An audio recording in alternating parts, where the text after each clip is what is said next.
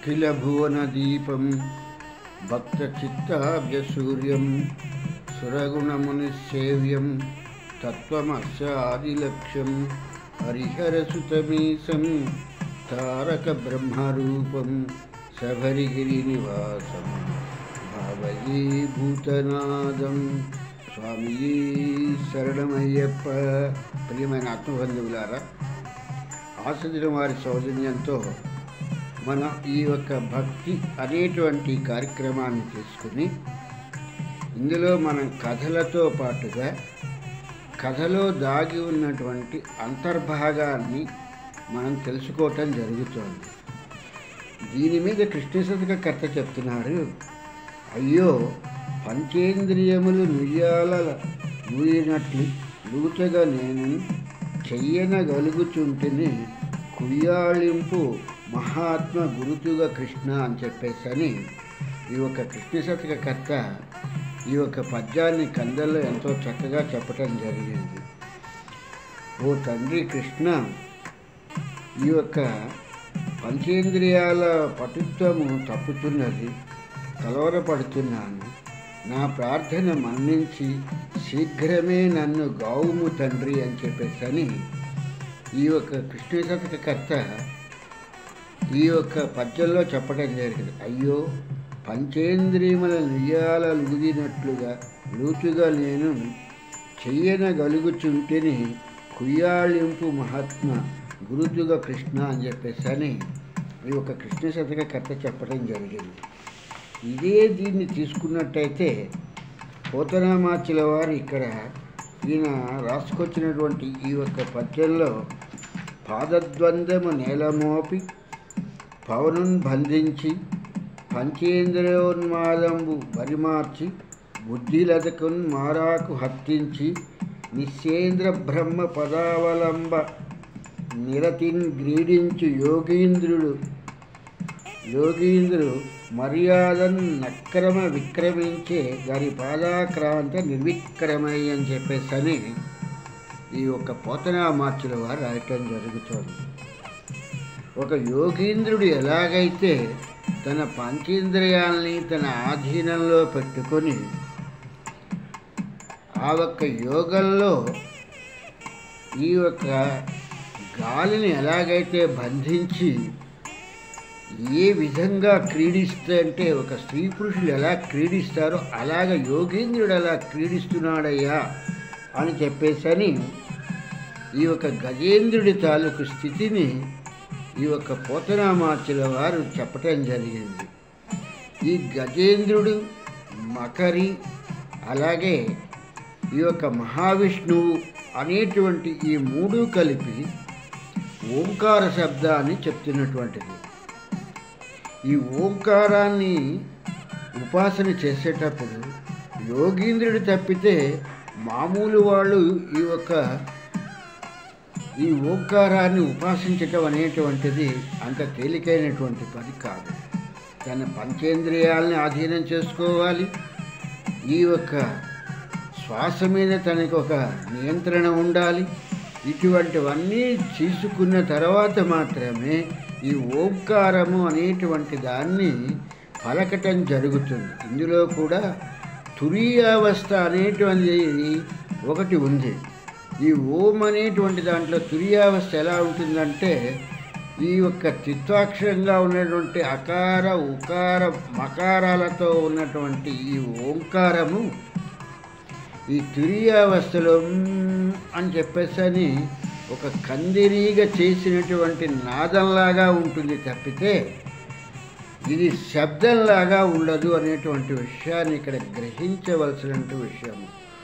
ఓంకారాన్ని కుటుంబీకులు పలకకూడదు అనేటువంటి విషయంలో, గృహస్థులు పలకకూడదు అనేటువంటి విషయంలో దీనికి ఉమా అనేటువంటి పేరుతో ఓంకారం పలికేటట్టుగా మనకి ఈ ఋషి పుంగవులు మనకు ఒక సాంప్రదాయాన్ని ఇవ్వటం జరిగింది. అలాగే హనుమ అనేటువంటి దాంట్లో కూడా ఈ ఓంకారాక్షరమే ఉంది. ఈ శబ్దం అనేటువంటి దానికి ఈ ధ్వనిలో ఉన్నటువంటివి ఓంకారమే. ఓంకారంలో నుంచే ఈ జగత్తంతా కూడా వచ్చింది. ఈ వచ్చిన జగత్తంతా కూడా మళ్ళీ లయమయ్యేటప్పుడు ఓంకారంలోకే వెళ్ళిపోతుంది తప్పితే ఓంకారాన్ని కాదు అనేటువంటి పరిస్థితి లేదు అనేటువంటి విషయాన్ని ఇక్కడ చెప్పటానికే ఈ యొక్క గజేంద్ర మోక్షం అనేటువంటి ఈ యొక్క కథని వ్యాస భగవానుడు రాయటం జరిగింది. ఈ వ్యాస భగవానుడు రాసినటువంటి ఈ కథని తీసుకుని పోతనామాచ్యుల వారు తెలుగులో చాలా అందంగా చెప్పటం కూడా జరిగింది. అందుకని ఈయన ఈ యొక్క జ్ఞానం అనేటువంటిది లేకపోతే అజ్ఞానాంధకారం అనేటువంటి దానిలో ఉంటే ఈ జీవుడు ఆ అజ్ఞానము అనేటువంటి చీకటిలో ఉంటే ఎలా ఉంటుంది అనేటువంటి దానికి చెప్తూ అంధకారం వల్ల నంది గృహాంతర వీధులందు బగలు వెరచి దాగి ఎడరి వేచి సంజనిదు వృద్ధతనున్న వెడలే ననగా గుహలు వెడల గదురులు అని చెప్పేసని ఈయన ఈ యొక్క పద్యంలో చెప్పడం జరిగింది. జ్ఞానము అనేటువంటిది లేనప్పుడు మాత్రమే ఈ యొక్క అజ్ఞానాంధకారము పైకి వస్తుంది. ఈ అజ్ఞానము అనేటువంటిది ఎలా ఉంటుందంటే చీకటిలాగా కొండలతో కూడి ఉన్నటువంటి చీకటిలాగా నల్ల కారు మబ్బు వలె ఉంటుంది అని చెప్పేసి చెప్తారు. జ్ఞానము అనేటువంటిది ఒక చిన్న నిప్పు కణిక వంటిది అని చెప్పేసి చెప్పుకొస్తారు.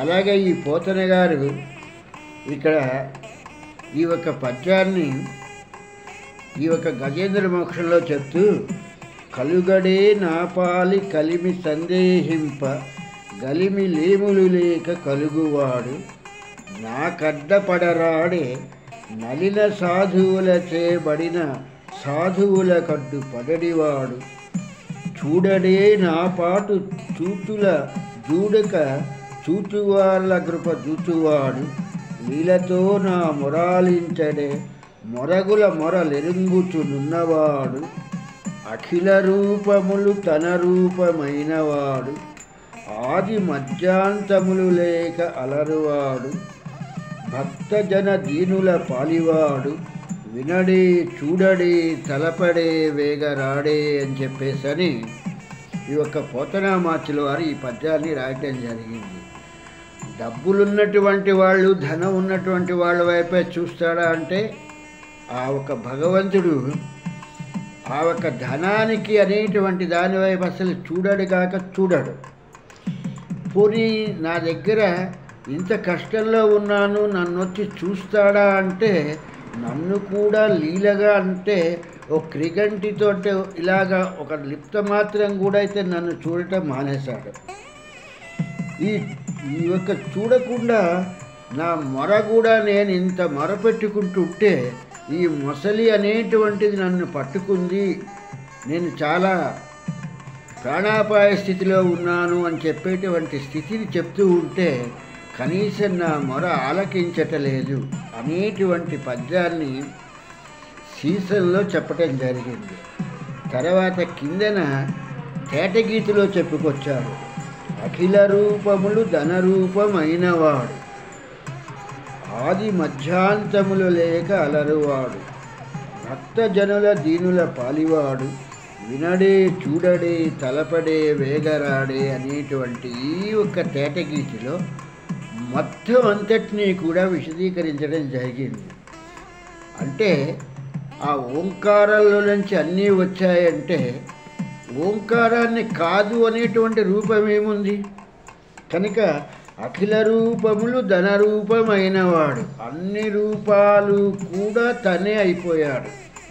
ఇటు ఏడుగు తనే అటు మొసలి తనే, రెండూ కూడా ఒకడే, వేరువేరుగా లేవు. మొసలి అనేటువంటి ఆకారంలో ఉంది కానీ ఇక అందుకే చెప్తుంది అఖిల రూపములు ధనరూపమైన వాడు అంటే ఏనుగుగా ఉన్నవాడు ఆ పరమాత్మే, మొసలిగా ఉన్నవాడు పరమాత్మే. ఈయనకి ఆది లేదు, అంతము లేదు, మధ్యము లేదు. ఆది ప్రారంభం ఉంటే కదా అంతం ఉండటానికి, ఆ అంతం ఉంటే కదా దానికి మధ్యము అనేటువంటి మిడిల్ పాయింట్ ఉండటానికి. కనుక ఏ ఒక్కటి కూడా లేకుండా ఉంది. ఆది మధ్యాంతములు లేక అలరువాడు అంటే ఏ ఒక్కటి లేనటువంటి వాడు, భక్తజనుల దీనుల పాలివాడు. ఎవరైతే భక్తితో ప్రార్థిస్తారో వాళ్ళకు ఆధీనంలో ఉండేటువంటి వాడు. అలాంటి వాడు ఈ ఒక్క వినడే చూడడే తలపడే వేగరాడే అంటే ఏంటి వినాలి, ఏంటి చూడాలి, ఎక్కడికి రావాలి? అంతటా వ్యాపించి ఉన్నటువంటి వాడు ఆత్మస్వరూపుడుగా మొత్తం అంతా కూడా ఆత్మ వ్యాపించి ఉన్నది భగవత్ స్వరూపమే అని చెప్తున్నప్పుడు ఇది ఎక్కడికి వస్తాడు భగవంతుడు? వచ్చేటువంటి ఖాళీ స్థలం ఎక్కడుంది? ఖాళీ ప్రదేశం ఉంటే కదా ఆ ప్రదేశంలోకి ఎవరన్నా రావటానికి కానీ చేయటానికి కానీ. అంటే వీడి తాలూకు అజ్ఞానాంధకారం అనేటువంటిది ఎటువంటి పరిస్థితిలో ఉన్నది అంటే అఖిల రూపములు తన రూపమైన వాడు అని చెప్తున్నాడు. అన్ని రూపాలు తనవే అని చెప్తున్నాడు. మళ్ళీ వినడే చూడడే తలపడే వేగరాడే అని చెప్పేసని మళ్ళీ తన తాలూకు మొరను వినిపిస్తున్నాడు. ఎక్కడి నుంచి రావాలి, ఎక్కడికి రావాలి? కనుక అజ్ఞానాంధకారం అనేటువంటిది ఎలా ఉందంటే ఈ పంచేంద్రియాలని తన ఆధీనంలోకి తీసుకోకుండా మేము భక్తులము పరమ భక్తులము అని చెప్పేసని ఈ యొక్క పుస్తకాలు పట్టుకుని స్తోత్ర పఠనాలు చేసేసినంత మాత్రం చేతన ఆ భగవంతుడు ఏదో కరుణించేసి మనం కోరుకున్నటువంటి వాటిని ఇస్తాడు అనేటువంటిది అసంభవమైనటువంటి విషయం. ఎవరిని పిలుస్తున్నాడు? భగవత్ స్వరూపుడే తనై ఉన్నాడు అనేటువంటి విషయాన్ని తను గ్రహించకుండా మళ్ళీ ఇంకెవరిని స్తోత్రం చేస్తున్నాడు? ఇక్కడ ఆ విషయాన్ని ఈ యొక్క గజేంద్రుడి గురించి చెప్తూ ఈ యొక్క గజేంద్రుడి విషయంలో చెప్పుకొచ్చాడు. అఖిల రూపములు తన రూపమైన వాడు. ఎవడి వాడు? ఆ భగవత్ స్వరూపుడైనటువంటి ఆ ఓంకారము అన్నింటికీ కూడా అన్ని స్వరూపాలు కూడా తనే అయి ఉన్నాడు. తనే ఉన్నప్పుడు ఇంకో కొత్త స్వరూపం ఎక్కడి నుంచి వస్తుంది? ఇంకోటి కొత్తది రావాలంటే ఎక్కడి నుంచి రావాలి? అది ఇతనికి తెలియలేదు, గజేంద్రుడికి తెలియలేదు. ఇతనైతే పరమ భక్తుడే కానీ భక్త శిఖామణే కానీ ఇతనికి ఈ విషయం అర్థం కాలేదు. వినడే తలపడే చూడడే వేగరాడే అంటే ఎక్కడికి రావాలి? వచ్చే ప్రదేశమేది? అంతటా పదార్థమంతా కూడా నిండిపోయి ఉన్నది, ఖాళీ లేదు. ఖాళీ లేని దగ్గరికి ఎక్కడికి రమ్మంటాడు? ఎక్కడ కూర్చోమంటాడు? ఎక్కడి నుంచోమంటాడు? కనుక ఇతని తాలూకు అంధకారం ఎంతలాగా ఉందంటే అజ్ఞానాంధకారం ఎంతలాగా ఉంది అని అంటే ఈ యొక్క పద్యంలో ఈయన పోతన గారు చాలా చక్కగా చెప్పడం జరుగుతోంది.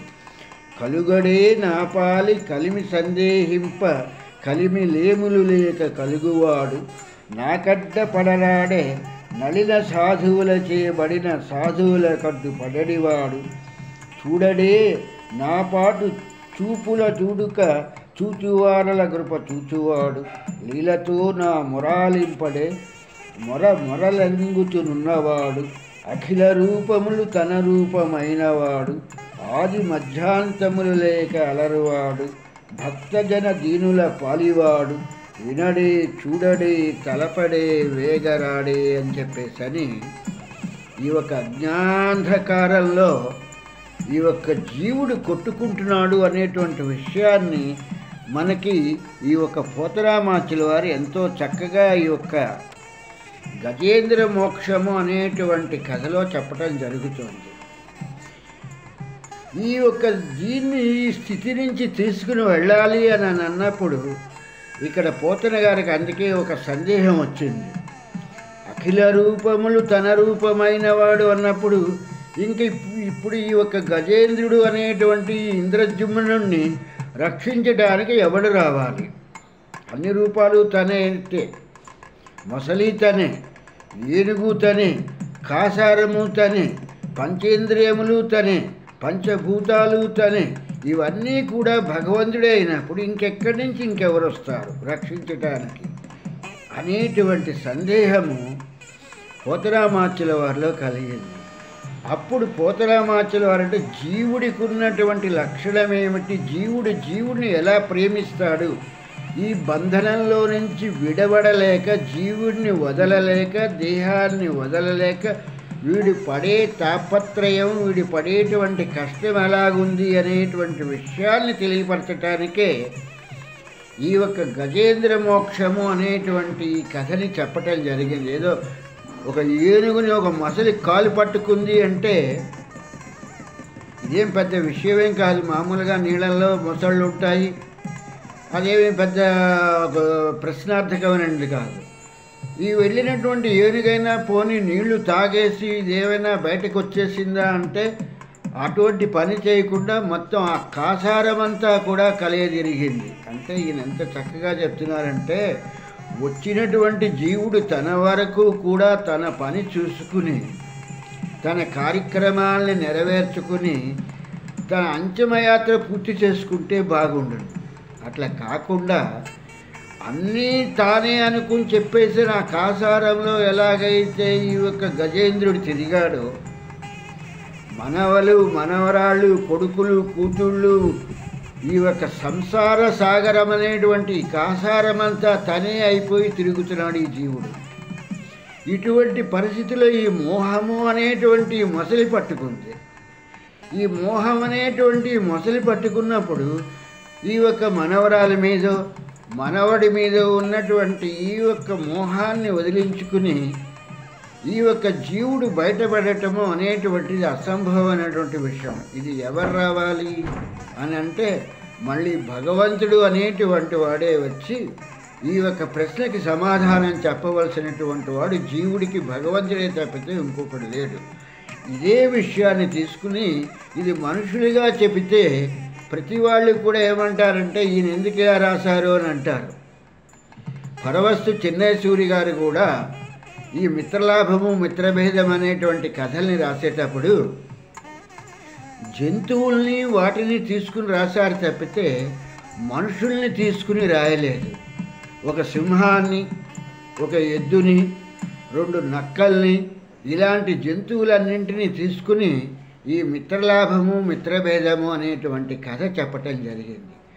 అలాగే ఇక్కడ కూడా పోతనామాచుల వారు ఆయన భావాన్ని చెప్పాలి అని అంటే ఇవి నిజంగా చెప్పాల్సి వస్తే ఇది వ్యాస భగవానుడు రాసినటువంటిది. ఈ వ్యాస భగవానుడు రాసినటువంటి ఈ గజేంద్ర మోక్షము అనేటువంటి దీన్ని తీసుకుని ఈయన తెలుగులో అనువదించేటప్పుడు ఈ ఒక గజేంద్రుడు అనేటువంటి ఒక ఏనుగుని తీసుకుని, అంత పెద్ద ఆకారం కలిగినటువంటి ఏనుగు భూమి మీద ఉంటే దాని బలం నియంత్రించడం సాధ్యం కానటువంటి ఏనుగుని తీసుకుని ఈ మోహము అనేటువంటి మొసల్ని ఒక కాసారం అనేటువంటి దాంట్లో సంసారంలో ఉంచి ఈ యొక్క జీవుడు ఎలా దానికి బంధీకృతుడవుతాడు. ఈ బంధీకృతుడయ్యి ఎంతసేపు కూడా ఇతను ఏమనుకుంటున్నాడంటే ఎవ్వరి చేజనించు జగమెవ్వరి లోపల నుండు అంటే ఎవరి చేత పుట్టించబడుతోంది జగత్తు, ఎవరి చేత పెరగబడుతోంది అని ఇలా ఆలోచించి వీడి శ్లోకాలు, పద్యాలు, మంత్రాలు, తంత్రాలు అన్నట్టుగా ఒక విగ్రహాన్నో ఒక ఫోటోనో పెట్టుకుని వీడి పూజ చేస్తున్నాడు తప్పితే, ధ్యానిస్తున్నాడు తప్పితే అంతటా వ్యాపించి ఉన్నవాడు పరమేశ్వరుడే అనేటువంటి విషయాన్ని వీడు అసలు గ్రహించటం లేదు. అదే విషయాన్ని ఇక్కడ పోతనామాచుల వారు చెప్పటం జరిగింది. అఖిల రూపములు తన రూపమైన వాడు, అన్ని రూపాలు తనే అయిపోయాడు. ఇంకా కొత్త రూపము, కొత్త వస్తువు అంటూ ఇంకేమీ లేదు. ఆది మధ్యాంతములు లేక అలరువాడు, మొదలు లేదు, చివరు లేదు, మధ్యమం లేదు, ఇది లేకుండా ఉన్నటువంటి వాడు. భక్తజన దీనుల పాలివాడు, ఎవరైతే భక్తితో కొలుస్తాడో ఆ కొలిచేటువంటి వారికి దీనుల పాలివాడు, అతనికి చాలా జాగ్రత్తగా చూసేటువంటి వాడు.